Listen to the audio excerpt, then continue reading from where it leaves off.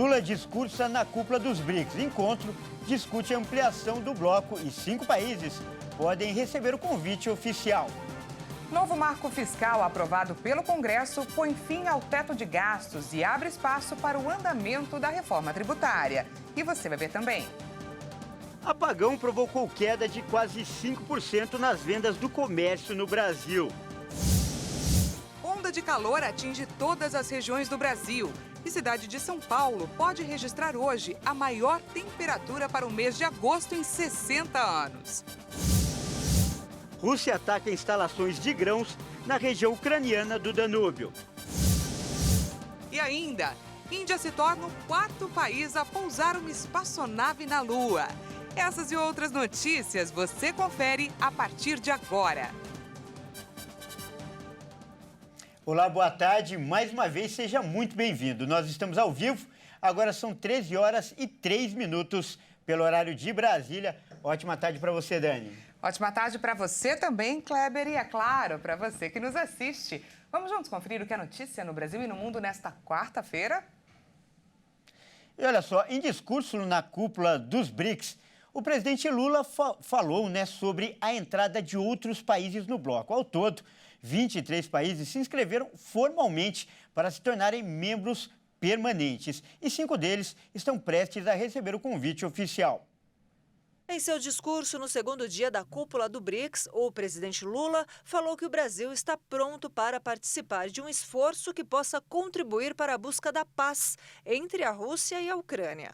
Lula também lembrou que a agenda da mudança do clima está em risco em todo o mundo e que o Brasil está buscando criar um modelo de desenvolvimento sustentável para contribuir com o clima. Ele cobrou que os países ricos ajudem os de baixa renda a implementarem as atividades econômicas de forma sustentável e assim fazerem sua parte em relação ao clima. O presidente Lula também aproveitou a fala para, mais uma vez, defender a moeda única nas negociações do grupo e destacou a importância do BRICS, que tem se mostrado um bloco de grande influência. Tanto que 23 países se inscreveram formalmente para se tornarem membros permanentes do grupo. Entre eles, Emirados Árabes Unidos, Argentina, Indonésia, Arábia Saudita, Irã, Egito e Etiópia. Atualmente, o BRICS é composto pelo Brasil, Índia, China e África do Sul. Hoje, os BRICS está plenamente consolidado como marca e ativo político de valor estratégico. A participação de dezenas de chefes de Estado e de governo na sessão ampliada de amanhã representará um feito histórico. Os interesses de vários países de aderir ao agrupamento é reconhecimento de sua relevância crescente. Também teremos no G20 uma troika só como membro dos BRICS no período 2023 a 2025. Trata-se de mais uma oportunidade para avançar as preocupações do Sul global com as desigualdades e com o desenvolvimento sustentável. A Câmara dos Deputados aprovou o marco fiscal do Senado, encerrando aí a tramitação no Congresso. Mas os desafios do governo continuam em relação ao tema. Os parlamentares deixaram de fora a regra defendida pelo governo, que na prática abriria até 40 bilhões de reais para gastos no ano que vem. O governo conseguiu uma vitória com a aprovação da primeira parte do seu plano. O arcabouço fiscal, que substitui o teto de gastos, passou na Câmara, mesmo que não tenha sido exatamente nos moldes pretendidos pela equipe econômica.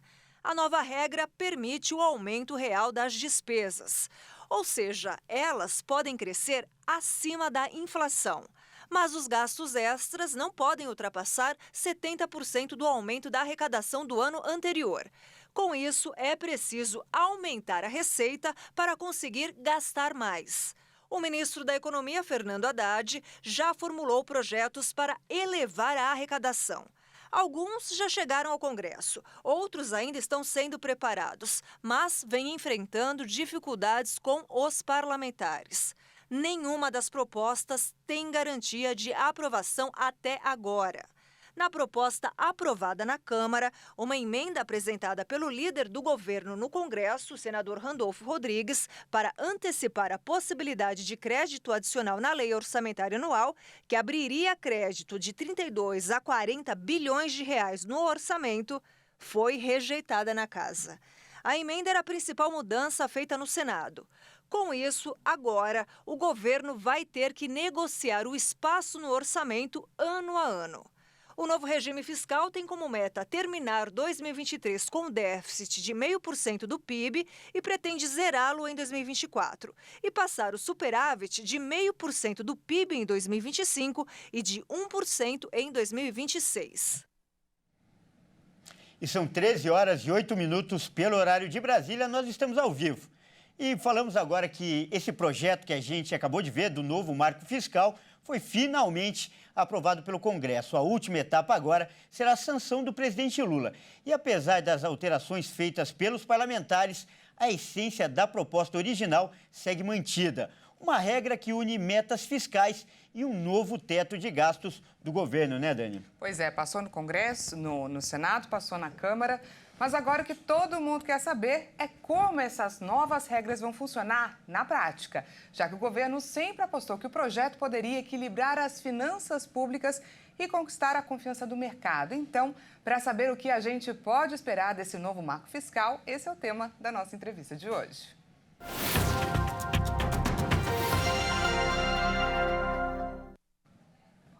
E para falar sobre esse assunto, nós vamos conversar, é claro, com um especialista, o economista César Bergo. Boa tarde, César. Sempre um prazer recebê-lo aqui. Grande Dani, Kleber, é um prazer estar com vocês aí. Estou à disposição para a gente conversar sobre esse momento importante. César, então vamos lá. Primeiro eu peço que você comente as alterações feitas pelo Congresso no projeto original apresentado pelo governo. Quais foram as principais mudanças? As principais mudanças foram na questão de despesas. O governo havia elencado 17 itens que estariam fora das medidas do novo arcabouço fiscal. A Câmara colocou de volta, inclusive houve aquela questão do Fundeb e também do Fundo Constitucional do DF. Isso aí acabou encaminhando ao Senado. O Senado também colocou algumas questões importantes, sobretudo essa questão com relação ao aumento de despesa para o ano que vem, e que houve uma nova análise por parte da Câmara e a Câmara deixou de fora isso, e isso implicará no aumento do esforço do governo de arrecadação. E no tocante ao Fundeb e no tocante ao Fundo Constitucional, o Senado tinha tirado os dois e realmente a Câmara excepcionalmente manteve eles fora. Então, do ponto de vista prático, né, a medida apenas criou alguns gatilhos, né, que obriga o governo a seguir. Caso isso não ocorra, ele vai ter algum tipo de contingenciamento. Isso foi colocado pela Câmara e foi aprovado dessa forma. Ou seja, não haverá muitas despesas, assim como foi bem dito pela reportagem, limitado a 70% das despesas do ano anterior. E César, vamos falar então dos efeitos dessa aprovação, a começar pelos efeitos políticos. Essa aprovação deve destravar outros projetos importantes do governo, principalmente a reforma tributária? Eu não tenho dúvida, né, que essa medida de aprovação ela é importante. Mas mais importante é para a própria economia. O teto de gastos já estava totalmente desacreditado, né? Os puxadinhos que foram feitos nos governos, né? Então, era necessário que houvesse um novo arcabouço fiscal, um novo marco fiscal. Isso vai aprovado, vai melhorar o ambiente econômico, a credibilidade do país. Provavelmente o Banco Central, quando estiver analisando as questões econômicas, vai continuar pautando pela queda da taxa de juros. Então, as grandes mudanças estão na responsabilidade do governo agora de gastar menos e vai ter que arrecadar mais, né? Sobretudo em função desses aspectos que a gente mencionou. Agora, na prática, né, a questão política também acaba destravando. Outros projetos importantes estão na pauta. Alguns deles já até caducou em medida provisória, mas o governo vai reeditar e provavelmente conseguir um acordo com o Congresso com relação à sua aprovação, sobretudo em função dessa necessidade de aumentar a arrecadação, Kleber. Tá certo, a gente acaba de conversar com o economista César Bergo. Muito obrigada mais uma vez pela sua participação, César. Eu estou sempre à disposição. Um grande abraço e um bom programa. Até mais. Grande abraço. Olha só, a gente muda de assunto agora para falar que o apagão no último dia 15 provocou queda de quase 5% nas vendas do comércio em todo o Brasil. E a Polícia Federal investiga agora se houve crimes de sabotagem e atentado contra a segurança do serviço. O apagão, que afetou praticamente todo o Brasil na semana passada, provocou queda de 4,8% do faturamento do varejo. Os dados do índice Cielo do varejo ampliado mostraram que o maior impacto foi nos comércios das regiões Norte e Nordeste. A análise considerou o intervalo do blackout e comparou com o mesmo período do ano passado, também numa terça-feira. No Pará, o faturamento do varejo encolheu 45,3%. No Maranhão, 40,8%. Na Bahia e no Ceará, as quedas nas vendas foram de quase 30%. Já na região Sudeste, o impacto foi menor. Em São Paulo, a retração das vendas foi de 2,8%. A Polícia Federal instaurou um inquérito policial para apurar as causas do apagão. A investigação, que corre em sigilo, apura os crimes de sabotagem e atentado contra a segurança de serviços de utilidade pública. O ministro da Justiça e Segurança Pública, Flávio Dino, afirmou que o governo trabalha com a possibilidade de um apagão ter sido causado por uma ação humana. O apagão registrado em todo o país aconteceu horas depois de Wilson Ferreira Júnior pedir demissão da presidência da Eletrobras, sem informar o motivo. O governo ainda não conseguiu esclarecer as causas específicas do episódio. O ministro de Minas e Energia, Alexandre Silveira, solicitou formalmente que fosse aberta uma investigação sobre os fatos. A falha no fornecimento de energia elétrica afetou cerca de 29 milhões de brasileiros. E veja a seguir, onda de calor atinge todas as regiões do Brasil e cidade de São Paulo pode registrar a maior temperatura para o mês de agosto em 60 anos nas próximas 24 horas. E a gente te conta também que esse 23 de agosto entrou para a história. Afinal, a Índia se tornou o quarto país a pousar uma espaçonave na Lua. Nós voltamos já com todos os detalhes.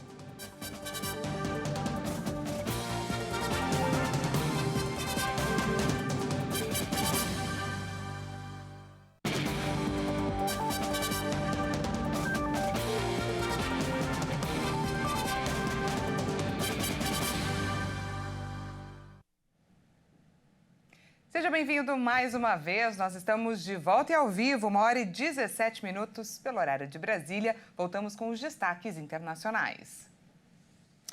E de acordo com autoridades da Ucrânia, a Rússia atacou portos na região sul de Odessa e na área do rio Danúbio. As ações aconteceram durante a noite e foram feitas com drones.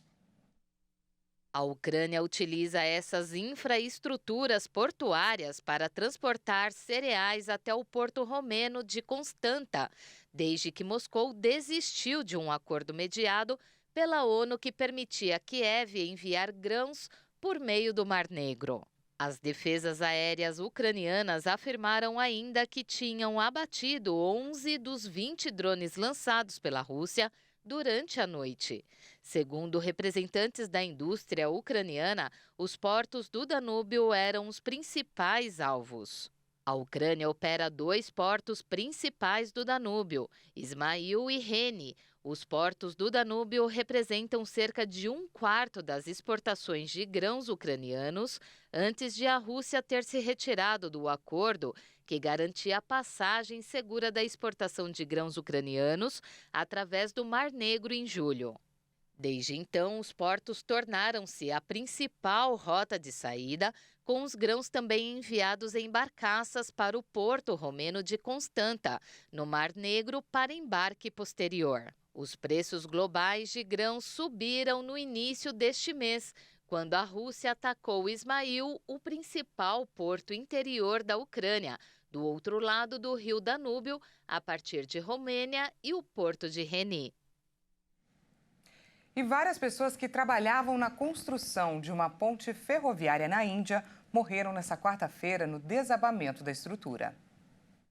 A construção fica em Sairang, no estado de Mizoram. O jornal Indian Express, que cita uma fonte policial, informou que, além dos corpos já recuperados, muitas pessoas estariam desaparecidas após a tragédia. O jornal The Hindu, citando fontes do governo local, disse que 40 trabalhadores estavam no local quando a ponte desabou. O gabinete do primeiro-ministro da Índia, Narendra Modi, anunciou que as operações de resgate estão em curso e que estão fornecendo toda a assistência possível aos afetados. O governo informou que vai indenizar as famílias dos mortos com um valor equivalente a $2.400, cerca de R$11.800. Os acidentes em obras de infraestruturas são frequentes na Índia. No início do mês, 20 operários morreram na queda de um guindaste em uma rodovia em construção na periferia de Mumbai. Em outubro do ano passado, 130 pessoas morreram no desabamento de uma ponte no estado de Gujarat. Em março de 2016, o colapso de um viaduto em Calcutá deixou pelo menos 26 mortos. Kleber, sabe aquelas histórias espaciais que a gente ouve e sonha, inclusive, quando crianças? Claro, Dani, ser astronauta, viajar para a Lua e tudo mais, não é mesmo? Conhecer a Lua, isso mesmo. Hoje, a Índia conseguiu um feito inédito. De acordo com a Agência Espacial Indiana, ISRO, um foguete foi lançado à órbita no dia 14 de julho. Já se sabia que a maior dificuldade para pousar na Lua era justamente o fato de, no local, existirem grandes crateras e encostas muito íngremes. E olha, é mesmo, com esses desafios para operar os equipamentos de exploração, o pouso foi um sucesso. E agora, a Índia está ao lado dos Estados Unidos, da China e da antiga União Soviética como potência global no espaço. Vamos conferir, Dani? Vamos! Pontualmente às 9h34, a Índia surpreendeu e se firmou como o primeiro país a efetuar um pouso suave na Lua em uma área nunca alcançada em solo lunar. O país marcou a história com a missão chamada Chandrayaan-3. A missão deve consolidar o status da Índia como uma superpotência global no espaço, ao lado dos Estados Unidos, China e da antiga União Soviética. Fato considerado surpreendente porque os cientistas acreditam que na região em que aconteceu o pouso há depósitos de gelo de água. A expectativa, então, é que essa água congelada em crateras sombrias poderá ser convertida em combustível para foguetes ou mesmo em água potável para futuras missões tripuladas. O primeiro-ministro Narendra Modi, que está na África do Sul participando da reunião do BRICS, comentou o feito. Ele disse, abre aspas, nenhum país chegou lá antes. Com o trabalho duro dos nossos cientistas, nós chegamos lá, fecha aspas. O evento foi transmitido ao vivo pela Agência Espacial Indiana. E mudando de assunto, a cidade de São Paulo pode registrar hoje, olha só, a maior temperatura para o mês de agosto em 60 anos. É verdade, apesar de estarmos no inverno, o clima esquentou e já passou de 30 graus. O Instituto Nacional de Meteorologia, o INMET, informou que a cidade de São Paulo pode registrar nesta quarta-feira uma temperatura de 33 graus, a maior para o mês de agosto em 60 anos. Atualmente, o dia mais quente de agosto já registrado pelo órgão foi registrado em 1952 e foi de 33,1 graus. A previsão do INMET indica que na quinta-feira a capital possa bater o recorde, atingindo 34 graus. No ano, a temperatura recorde até então foi registrada no verão, em 16 de janeiro, com 32,5 graus. Até a segunda-feira, a média das temperaturas máximas registradas neste mês de agosto, na estação do INMET, no Mirante de Santana, zona norte de São Paulo, estava em 26,7 graus. Mas a tendência é que este número diminua, já que é uma virada do tempo prevista para o final de semana. A massa de ar quente e seco, que está atuando sobre a capital, deve dar lugar a uma frente fria a partir de sexta-feira, quando as temperaturas começam a cair e a umidade do ar aumenta, podendo causar pancadas de chuva. E olha só, essa onda de calor que atinge todas as regiões do Brasil terá seu pico de temperatura nas próximas 24 horas. Ou seja, como você falou, Dani, pode ser hoje ou amanhã, né? Pois é, e haja calor, já está muito quente. Muitos locais, inclusive, devem registrar recorde de temperatura, como a gente vai ver agora.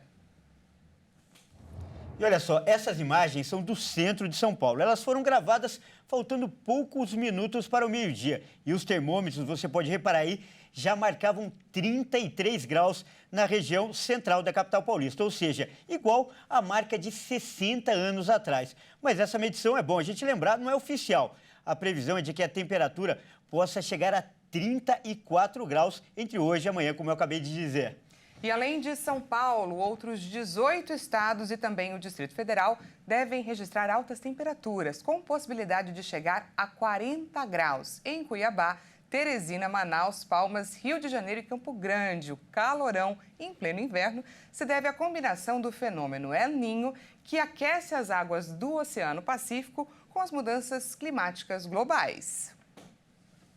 Essa edição fica por aqui. Muito obrigada pela sua companhia.